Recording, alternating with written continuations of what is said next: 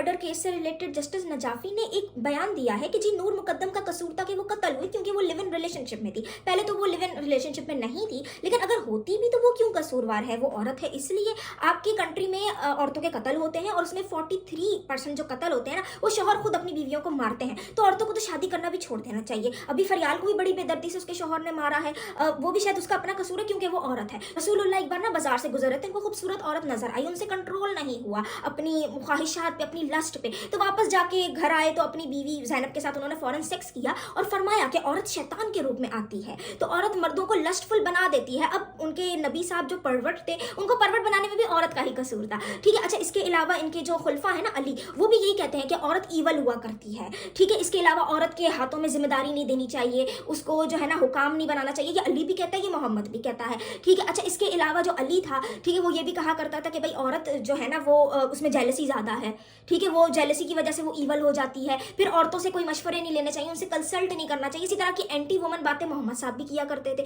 वो तो कहते थे कि जी नहुसत है, घर में नहुसत है, औरत में नहुसत है और घोड़े में नहुसत है, ठीक है। जानवरों के साथ औरतों को जोड़ा करते थे। अच्छा, फिर इनकी जो नमाज थी, ठीक है, कहते थे कि नमाज कैंसिल हो जाती है अगर कुत्ता सामने से गुजरे, ठीक है, या औरत सामने से गुजरे, वहां भी औरतों को ही नहुसत करार दे दिया। फिर औरत को फितना, हदीस है मोहम्मद साहब की कि औरत तो फितना है जो मर्द को जो है ना, मर्द के अंदर टेम्पटेशन जगाती है, इसीलिए तो उनकी औरतों को हिजाब पहनना पड़ता है, खुद को कवर करना पड़ता है। अब वो औरत है, इसमें उनका कसूर है, वो पैदा ही ऐसी हो गई। अब देखिए ना, ये भी तो एक हदीस है कि औरत जो है वो टेढ़ी पसली से बनाई गई है। वैसे अगर औरत को टेढ़ी पसली से बनाना था मर्द की, तो फिर तो मेंसेस भी मर्दों को ही होने चाहिए थे ना, मर्दों को ही दे देते यूट्रस।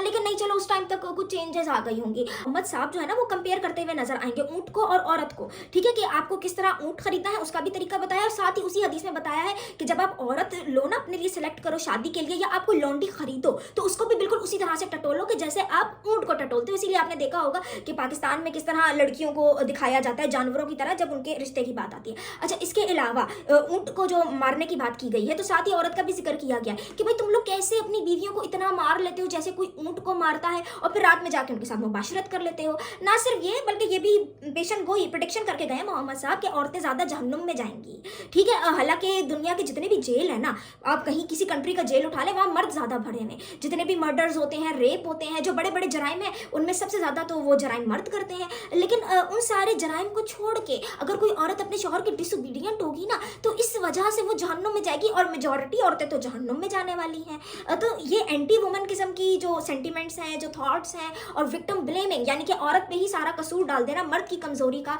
मर्द की लस्ट का या उसकी दरिंदगी का, ये तो इस्लाम की रिवायत है और उनकी रसूल की सुन्नत है।